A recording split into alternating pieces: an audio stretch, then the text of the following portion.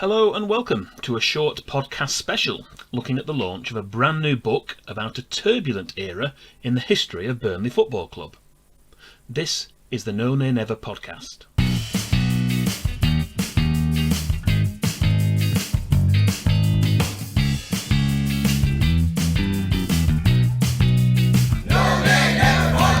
I'm Dave Roberts, and earlier this week I went along to Turf Moor for the launch of Dave Thomas's latest book, entitled A Director's Tale, John Bond, Burnley and the Diaries of Derek Gill. There was a void at the football club in the early 1980s, following the death of Bob Lord in December 1981, after spending over 45 years at the helm as the club's outspoken chairman.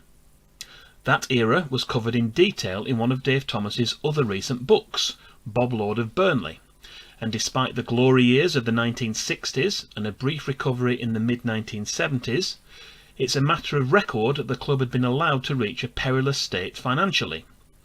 However, this new book takes a look back at the next 4 years, from late 1981 through to 1985, which included the appointment of a new chairman, John Jackson, a promotion from the third division as champions, a couple of memorable cup runs in the 1982-83 season, which also ultimately ended in relegation back to the third division, and then the unthinkable, as Burnley eventually sunk to the fourth division for the first time in the club's history. There was also something of a managerial merry-go-round, with Brian Miller being replaced by his assistant Frank Casper in January 1983, and then the appointment of an outsider, the larger-than-life John Bond, in June 1983. With his assistant John Benson, who would eventually go on to succeed him. The source material for this book, along with the contemporary newspaper articles, are the Diaries of Derek Gill, an accountant by trade who came in as club director in January 1982. Prior to the launch event, I caught up with David Gill, eldest son of former director Derek, to find out more about his late father's role at Burnley Football Club and how the idea for the book came about. So I'm here with David Gill, son of Derek, who the book is about, the Diaries. How were you involved, David, with the book? What did Dave Thomas say to you to get your involvement with this book? Well, Dave approached himself and he approached Dad a couple of years ago, and Dad was not very well at the time now. But basically, Dave wanted to write the book because he thought there's a book to be told here with my dad's diaries. But my involvement mainly was to coordinate with David the book, to affirm everything that was said, and basically to not just to proofread it as every chapter was written. I was part of it, of course. So that's mainly the involvement. The book has been written by Dave himself. Yeah.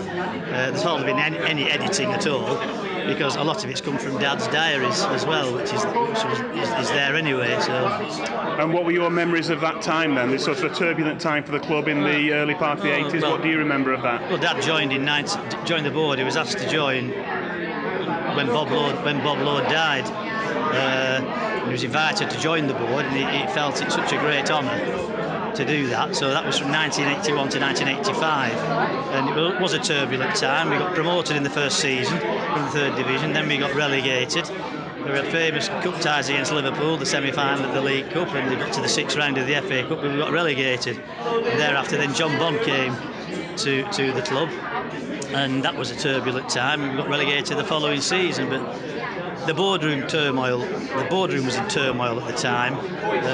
Dad and John Jackson had different views of how the club should be run, and it wasn't a happy time in the boardroom then. And by the end, in 1985, Dad resigned. He couldn't work any longer with them, he said. But my involvement there at the time, I was with Dad all along. I was a young man of 24 at the time when he started. We worked together. As every day went by, Dad consulted with me and told me everything, so there's nothing I didn't know what was going on from the books I knew at the time. So I guess it brings back quite a few memories for you then, in terms of the book and the words of your father being brought to life, if you will. Absolutely, a lot of memories. Even though it was 40 years ago, my memories are still so vivid. we went to most games. Lots of times I went together with Dad. Many a time I was in the boardroom with Dad, not just in Burnley, but on away games. And the memories, there's some fantastic memories and some unhappy ones, because I know Dad's frustration at the time, which eventually led to his resignation. And when he did resign, it broke his heart. It absolutely broke his heart. But eventually he came to terms with it eventually, but it took a long time because of his love for the club as a young boy himself. And only myself really knows what it meant to Dad to be a director of that football club. It meant everything to him. And I guess people don't see that side, do they, when there's the people involved in the club, and I guess they get quite a lot of abuse from supporters from time to time. Absolutely, directors always got abuse from the chairman, of course, if things aren't going right. But from a financial perspective, Dad, the club was penniless when Dad came. Just after Bob Lord died, we were second from bottom of the third division with absolutely no money. We managed to get promoted that season, following a great run, and then we got the year after. That's when we got relegated again. And then John Bond came. So it was a really turbulent time, but it was. When I say it was fun, it was never boring, should we say? And I'm sure that comes across in the book. It does. The book's mainly about three people: Dad, John Bond, and John Jackson. Brilliantly written by Dave Thomas, I have to say. It goes up towards the 1987 and thereafter, when Dad left. There were times when Dad thought he was coming back to the board to help, but that didn't happen. Probably a clash of personalities between him and John Jackson was the main issue. Dad never suffered fools gladly. He honestly believed and thought he could run the club better. He wanted to become chairman. That was never to be. He was the managing director, but he did like to. He did seek the chair, but it never happened. And he resigned at the end because he felt he couldn't work any longer with these people. And it's all in the book. It's all in the book. Well, look forward to seeing that. Thank you for your input, David. You're welcome, David. Thank you. There were around 100 people present at the launch event at Turf Moor, including the author, Dave Thomas, and David Gill, along with other members of the Gill family. There was also an appearance from the current chairman, Alan Pace, and former chairman, Barry Kilby. Among the former players of that era, from the early 1970s, were Captain Martin Dobson and also Derek Scott. At this point, I'll let Dave Thomas tell you a little bit more about the book, as well as some further insight from David Gill. Gentlemen, if you've not got your drink, just queue up and listen while you're queuing. I'll introduce David Gill. A lot of the Gill family are here this morning. David, I think, is a senior Gill member, would we say? Well, yes, I'd say so. He's in charge of the purse strings. We thank David for hosting this little event. So, David, a few words from you, and then I'll just mention a few announcements. Thank you very much, David. First of all, thank you to you all for coming to this event, the book launch of my father's book. Yes, very humble and very grateful that you've all come. Dave Thomas has written a great book about mainly about Dad's time at the football club, A Director's Tale it's called, mainly involving John Jackson and John Bond and my dad from 1982 to 1985. It's a bit like a trilogy. But I have to say, sadly, obviously, Dad can't be here. It was first muted by David at the time when Dad was getting rather poorly. And when I said to him, Dave Thomas wants to write a book about your diaries, Dad, in his own usual way, said, well, I hope he consults me first before he writes anything. Dad, it wouldn't be any different. But sadly, we didn't get that far, of course, but it's from Dad's diaries, extracted from them, most of it. And it's a very proud moment for me and my brothers and sisters, I think, today, to have a book written about Dad, essentially, because we all know, and I certainly know, and my family know, what Burnley Football Club meant to Dad and what it means to us as his generation of sons, grandsons and now great-grandsons. Burnley Football Club is in our blood, it's in our life. It was in Dad's life ever since he was a young man.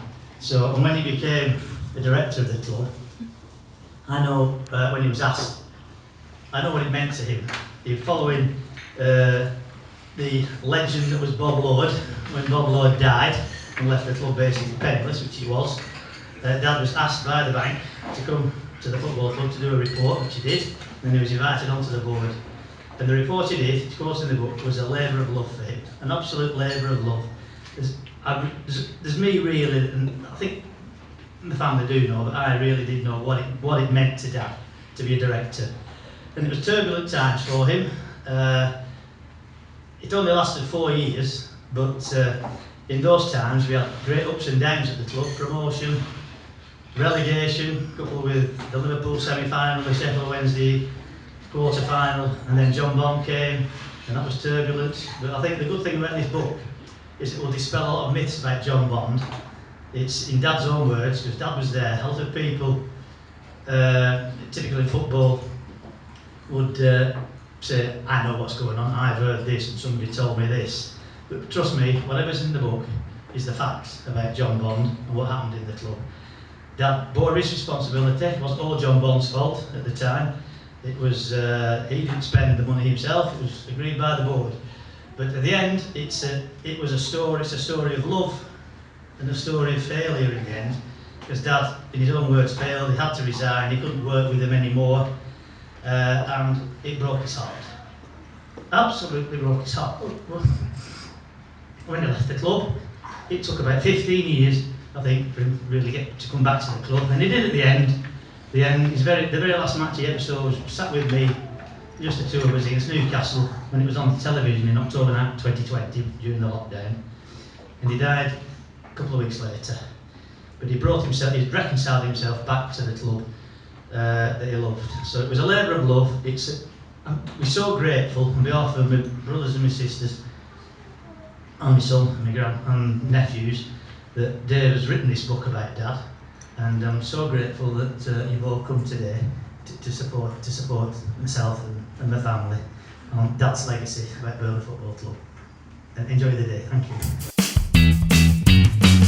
So all that remains for me to do, if you want to discover more about this era of Burnley FC's history, is to leave you with a reminder that the book is out now via Pitch Publishing and will also be available at the club shop, as well as being in bookstores and major online outlets including Amazon. Thank you once again for listening. We will be back very soon with all the usual preview and analysis shows as Burnley battle for Premier League survival. I've been Dave Roberts, and this has been a book launch special from the No Nay Never podcast. Until next time.